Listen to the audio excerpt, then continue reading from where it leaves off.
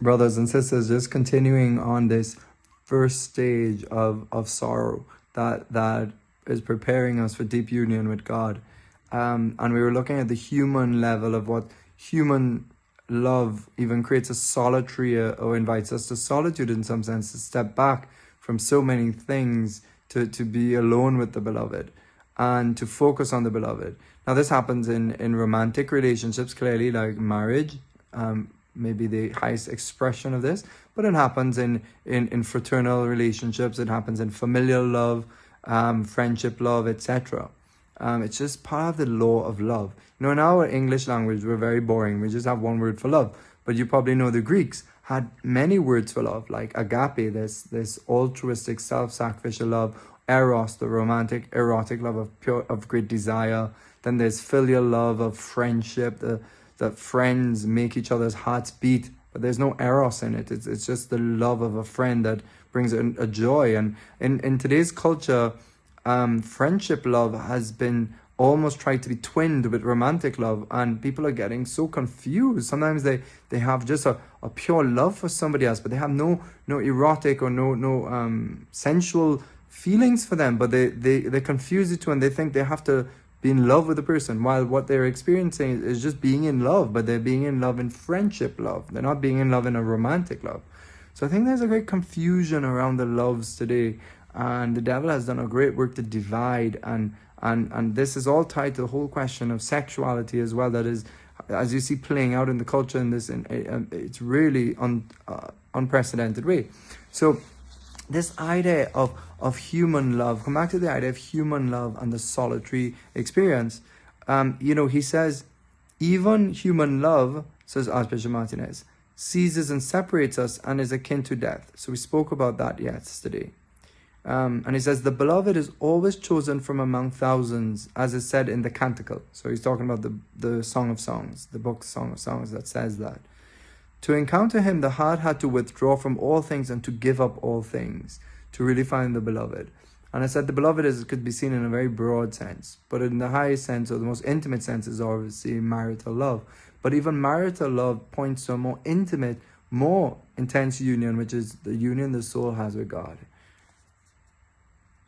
And he goes on, he says, ordinarily, we do not take account really of the solitariness that love causes in our heart, except when separation or death deprives us of that beloved object upon whom love centers our life and our being, after isolating us from all other things.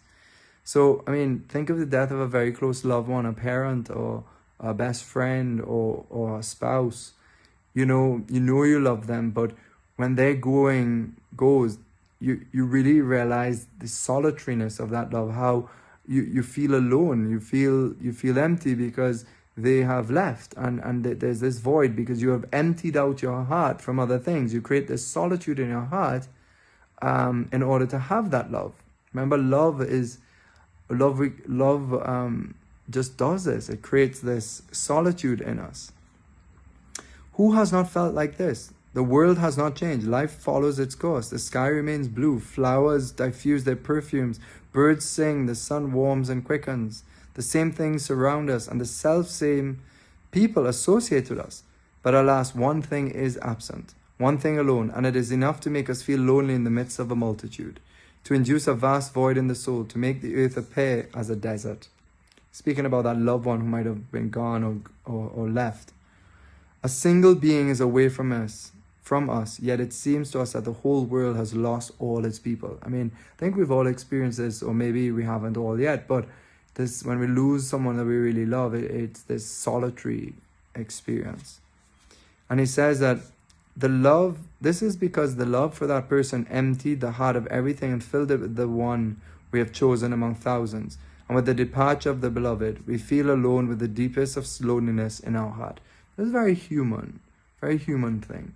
Our Lady, no doubt, would have felt even this loneliness in her soul on Good Friday, even though she had the great faith that he would rise, but it just missed him in his tangible presence.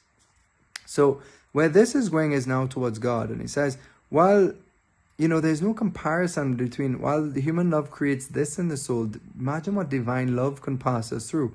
This is where the dark night might happen, or dark night of the senses, where God starts to we yearn for God, but his presence goes. And then all of a sudden, nothing in the world is valuable. Everything is pale. Everything is just, his presence is gone. And so we start yearning for God. So God puts us into this inner solitude where we feel like we're in a desert. And like, where is the beloved? Where is God? But this is a very important part, because it's then increases our desire for God. And it makes us realize that God had filled such a place in our life. Now, of course, God hasn't gone anywhere, but he robs us of the sense of his presence, the sense of who he is or where he is. And it can feel like he's hiding. But in these moments, it's love, his divine love is carving out in us, making us aware that there's no room for anyone else but him. And therefore, well, only when he's first, then can we really have the proper room for everybody else, because love for others flow from first love for him.